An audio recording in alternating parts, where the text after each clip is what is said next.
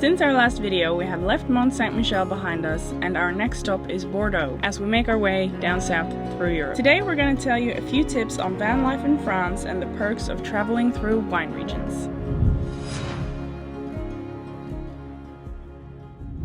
Waking up here in the middle of a vineyard, just surrounded by other wineries in every single direction. It's truly amazing. This is absolutely beautiful. There are around 5,000 wineries in just the Bordeaux region, and you can go to free wine tastings with no obligation whatsoever to buy the wines. Of course, we do it anyway because we're decent people. It's just the right thing to do. They let you stay here absolutely free of charge. Some even include electricity and a toilet. You're not obliged to buy anything, and even the wine tasting is absolutely free. There's no cost for a wine tasting. And so informative. Yeah. We've learned so much about wine in these last couple of days. I like how you have to, in certain regions, you can plant one grape, and in a different area, maybe just 500 meters away, 20 meters away. 20 meters away, it will taste completely different. Yeah. Depending on the soil, depending on how much sun it gets, or if it's on a hill or if it's on a flat. It's such a science. Makes you appreciate wine even more. Yeah. Like, I'm not a huge wine drinker, but when you're here and they're telling you all about it and how they do it and all the nitty-gritties of how they get it done, I think it makes you appreciate it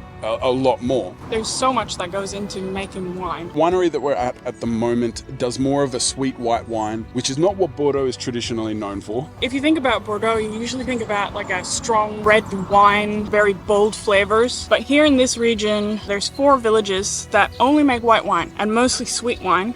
And he said yesterday at the tasting that they have a special type of mushroom that attacks grapes and gives it that distinct flavor of this region. And we found that so interesting because we were at a winery yesterday where they were also getting attacked by funguses. But for them, it was a problem, and they had to try and find ways of saving the plants and the grapes from this fungus attacking it. And they did it all naturally. It was all natural pesticides. Organic wineries. And then there's this place here that's just like, we want it. That's what we want. And there's only 2 places in the entire world that has this kind of fungus attacking the wine grapes. And that's here in this small little section of Bordeaux and another small little area in Hungary. And that's why the Hungarians make sweet wine. So now we know that. Yeah, there's so much to learn, and it's really crazy. Up there on that hill, on the slope, they'll probably have different grapes than what's at the bottom of the hill, even though it's right next to each other. It's just really, really, really interesting. France itself all over has been absolutely incredible traveling in a campervan.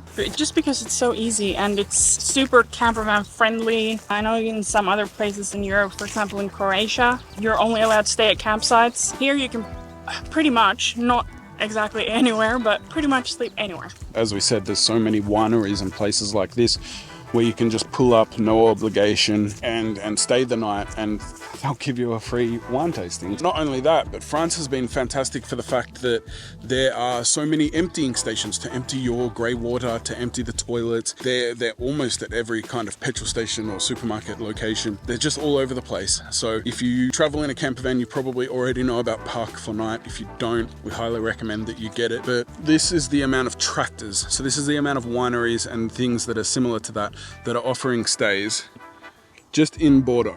There are so many, you will have no trouble finding them, but the ones that we have been to have been really, really good.